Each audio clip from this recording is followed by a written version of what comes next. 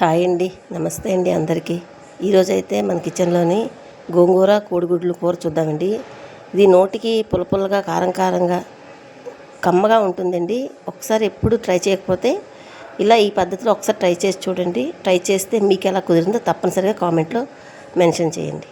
దీనికోసం ముందుగా మనం ప్యాన్ పెట్టుకొని ప్యాన్లోనే 3 స్పూన్లు ఆయిల్ వేసుకోవాలి. ఆయిల్ వేసుకున్న తర్వాత ఉడికించిన కోడిగుడ్లు 6 తీసుకున్నానండి నేనైతే. 6 తొక్కలు తీసి చక్కగా నూనెలోనే కొంచెం గోల్డెన్ కలర్లోకి వచ్చిందాక వేయించుకోవాలన్నమాట. వేయించుకొని వాటిని పక్కన ప్లేట్లో తీసి పెట్టుకోవాలి. ఇప్పుడు అదే దాంట్లోనే ఎండుమిరపకాయలు ఒక 6 ఎండుమిరపకాయలు కొంచెం కరివేపాకు వేసి పోపు పెట్టుకొని పోపు వేగిన తర్వాత చాలా సన్నగా కట్ చేసుకుని మీడియం సైజువి 4 ఉల్లిపాయలు అండి ఇవి తీసుకొని సన్నగా తరిగిన ఉల్లిపాయ ముక్కలు నూనెలోనే బాగా వేయించుకోవాలండి. అవి వేగేటప్పుడే 1 స్పూను అల్లం వెల్లుల్లి పేస్ట్ వేసుకొని అల్లం వెల్లుల్లి పేస్ట్తో పాటు ఉల్లిపాయలు చక్క నూనెలోనే మంచిగా వేయించుకోవాలి. అవి వేగేలోగా మనం ఇది ఒక 50 గ్రామ్స్ కన్నా కొంచెం తక్కువే ఉంటుందండి. 2 గోంగూర కట్టలు ఉంటాయి. పుల్ల గోంగూర తీసుకోవాలి. ఇది చక్కగా సన్నగా కట్ చేసేసుకోవాలండి. శుభ్రంగా కడిగి ఆరబెట్టేసాను. ఆకు ఉల్చుకొని దాన్ని ఇలాగ సన్నగా కట్ చేసుకొని దాన్ని మన కర్రీలో వేసుకుంటే చాలా బాగుంటుందండి. 2 కట్టలు ఉంటుందండి గోంగూర.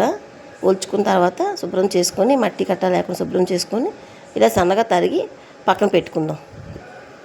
ఓకేనండి, ఇలా పక్కన పెట్టుకుంటే ఈలోగా మనం ఆనియన్స్ వేయించుకుందాం. ఇది చక్కగా వేగిపోయి చూసారా, ఉల్లిపాయలు గోల్డెన్ కలర్లోకి వస్తున్నాయి కదా. ఈ స్టేజ్లో 1/2 స్పూన్ పసుపు, అలాగే రుచికి సరిపడగా ఉప్పు మాత్రం చూసుకోండి, కొంచెం పులుపు కదా కొంచెం ఎక్కువే పడుతుంది, చూసుకొని వేసుకోండి. 1 స్పూన్ నిండా కారము, అలాగే 1 స్పూన్ నిండా గరం మసాలా వేసి చక్కగా ఇవన్నీ కూడా నూనెలోని ఇవన్నీ ఉల్లిపాయ ముక్కలన్నీ బాగా వేగేటట్టు వేయించుకోవాలి.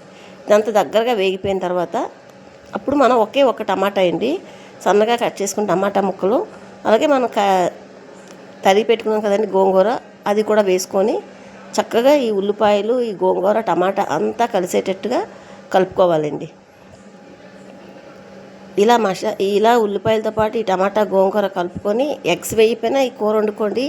ఇలా కూర కూడా చాలా బాగుంటుందండి. వెజిటేరియన్స్కి అయితే ఎగ్స్ లేకుండా ఇలా వండుకోవచ్చు. ఒకవేళ నాన్ వెజిటేరియన్ కాకపోయి నాన్ వెజ్ తినేవాళ్ళు అయితే చక్కగా ఎగ్స్తో కూడా వండుకోవచ్చు. ఇక్కడ ఎగ్స్ కానీ ఎండినెత్తళ్ళు కానీ ఏవైనా వేసుకోవచ్చండి. రొయ్యలు కానీ ఎండు రొయ్యలు కానీ ఏవైనా వేసుకోవచ్చు. ఇలా దగ్గరగా వేయించుకోవాలండి. చూసారా, ఇలా దగ్గరగా వేగిపోవాలి.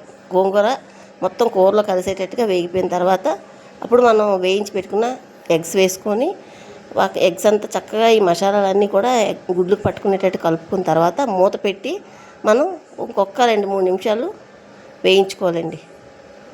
మూత పెట్టి వేయించుకుంటే చక్కగా కుక్ అవుద్ది అన్నమాట. ఇప్పుడు మూత తీసి మనం కొద్దిగా నీళ్ళు పోసుకోవాలి.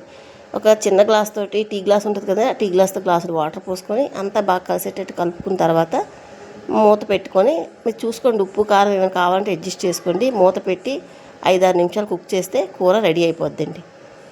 చూసారు కదండి, చాలా ఎమ్మీగా ఉంటుందండి. పుల్లగా కారం కారంగా నోటికి ఏమీ తినబుద్దా ఉన్నప్పుడు ఇలాగా ఎగ్ కర్రీ చేయండి, సూపర్గా ఉంటుంది. ఇంక ఇలా దగ్గరికి అయిపోయిన తర్వాత స్టవ్ ఆఫ్ చేసుకొని వేడివేడిగా వడ్డించుకుంటే సూపర్గా ఉండే ఎగ్ గోంగూర కర్రీ రెడీ అండి. నా వీడియో నచ్చితే లైక్ చేయండి. Thank you for watching. Bye అండి.